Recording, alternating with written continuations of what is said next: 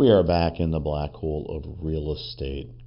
I was asked the question, would it make sense to just rent and give up on trying to buy a home? This is your host, Ron Wojciechowski, for the black hole of real estate. And I can understand why someone would pose that question in all sincerity. And the question posed was by someone who's just frustrated by the home buying process and really wants to own a home. But it can be hard, especially if you're in that first-time buyer mode or someone who's had a life event that's making it just a little bit harder to qualify than maybe when they bought earlier in their life. And so I thought I'd dig into that today and give some numbers and some thought. And as you know with me, you'll have some caring, you'll have some candor. But the first thing to address is right now, is it the right thing to buy now? Let's just start there. If you're renting, let's take that tack for just a moment. If you're renting right now and you feel that you might benefit from one more year of renting, I can advocate for that. And here's why. If you're renting a place that you can stay in for another year and you can renew your lease and you like it and it's okay for another year, might be your best path forward. And what I would find is this. The cost of moving can be expensive. You've got to move out of a place, hopefully get your security deposit back. And you're in this mysterious world where when you're renting and moving into a house, one of two things is going to happen. Your lease is going to expire before the home closing happens, and that causes you to move all your stuff someplace, and then have to move it again when the closing happens, so you'll be displaced. Or the closing for the home purchase is going to happen in advance of the expiration of the lease, which means you still got moving fees, that's neutral. But you might have some extra rent to pay along the way and have two places at once. Now, in most cases, the mortgage payment doesn't start the same month. So if you closed on September 15th, you probably wouldn't have a mortgage payment unless you really wanted one on October 1st, be November 1st. You'd have a payment break for the first month. It would go to the subsequent month. So September 15th closing, November 1st is going to be the first payment, not October 1st. So you might be able to do it that way. But the double move involved with this home sale taking place after the lease, that can be troublesome for some people. Like I said, the cost of moving is neutral because you're going to hire a truck or not hire a truck, but that's going to be the same whether you move into a different rental or a different house. Now, if you stay in the same rental, you can avoid that cost in pretty much everything and just keep paying your rent, which might be okay. If you were concerned about throwing money away in rent, I get it.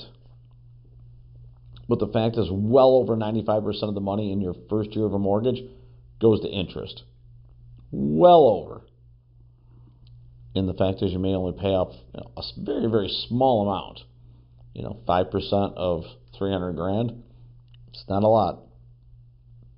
No, it could be, but it's more like 1% paid off. And all of a sudden, it's like, all right, for all the moving around and everything, if I knock $1,000, $2,000 or $3,000 off the principal, or even $5,000, does the disruption of my life merit that this year when rates are sitting in the mid-sixes? If you believe the rates will be lower next year, one could argue that the interest would go down dramatically if there's a 1% shift. The payment would go down dramatically on a 1% shift. You might be in the same place or better a year down the road. I'm a sales guy. And I would like to have as many buyers work with me as possible as long as it makes sense. And in this case, I want to play it right down the middle and give some really good information about why it might make sense to actually rent for another year.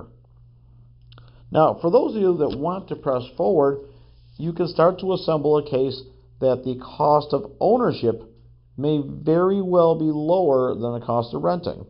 Now, we clearly understand that owning your own home for many is a lifelong dream and you can build equity.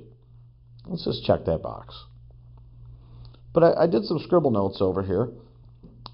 And at today's rates in the 6.6 range, which could change in a minute, but if you bought a 375 and you put 5% down, you're looking at right around $3,000 a month for your mortgage payment, including your taxes, your insurance, and your mortgage insurance, because you've got 5% down. Now, if you put 20% down at the 375 marker, you're about $2,700 per month. And a $375,000 home, probably going to be a rental at the same amount or very, very close to the mortgage. So I'd say it's almost neutral at 375, except that the minute you purchase, you're going to actually be paying down a mortgage, and that number that you owe is going to go down every year as long as you make your payments. There should be some equity building that property within the first year. Now, if we just scaled the numbers down to $300,000, it gets a little more interesting. 5% down payment, it's about $2,400, maybe just a little bit more for monthly payment. And if it's 20% down, well, now it's like $2,150, $2,160, $2,170, somewhere in that range. So if you're able to put 20% down, and not everybody can, but that would really bring the numbers into scale where that would tip the balance a lot in favor of owning instead of renting. And quite honestly, if you got 60, 70 grand sitting in the bank, it may very well be a good idea to make that purchase, financially speaking. But even if we look at the 5% down, which again has mortgage insurance, but that can be temporary if it's a conventional loan, because you can get to 20% equity and make that go away, pay for an appraisal with the bank, but it's a rather simple process. But I do believe that the $2,400 a month to own it, it's pretty much dead on with what it's going to cost to rent it. So there's a case that it's cheaper to pay for a mortgage and own a home than it is to rent a home. I would say conclusively that's the case most times, as long as the rates are probably 6 and below. I'd also say that it's not just the savings on the monthly payment versus the cost of rent, because there's upwards appreciation when you own a home in most cases. There's also a tax write-off quite often on the mortgage and the interest that you're paying. So there's a couple wins within that where things really start to weigh in favor of the purchase, but it's not a mandate. It's not what has to buy. And it could very well be that a lot of people are willing to sacrifice some early returns and gains, especially in the next 12 months, versus the safety and security of knowing that the rental's good for one more year. They won't be hit with big ticket repairs for a roof or AC or things like that, but they may have less comfort if the AC goes and they don't have control over it, unless they want to really buy a brand new one from the landlord, which most people don't want to do. You could be in a flood or hurricane situation where you're waiting on the owner's insurance policy to kick in while you're renting, versus on your side, if you own it and it kicks in, you've got a lot more control because you can go out and pay for an HVAC, maybe fill out a credit form or use a credit card. And I'm not suggesting to do that and pay interest, but you've got remedies. I think most people, given the option, would strongly consider purchasing as opposed to renting. I don't think that's anything that's going to shock anybody. But the monthly payments could weigh into it. And as you look at what they call the amortization table, which shows how you're paying down the mortgage, that $3,000 or $4,000, $5,000 the first year, it really starts to climb and make the mortgage payment balance due go down, sharper every year. So I don't know that we've really solved the should I rent or should I buy equation just yet. But my suspicion is, with the amount of pent-up energy that we've had where people have delayed or just given up on making a purchase, I think that means that more people might be willing to take another crack at buying the home. The interest rates have come down a little bit, not much, but a little bit, 10-month low this past week. And it sure looks like there's more rate reductions on the way. So that might be a path forward for a growing number of people.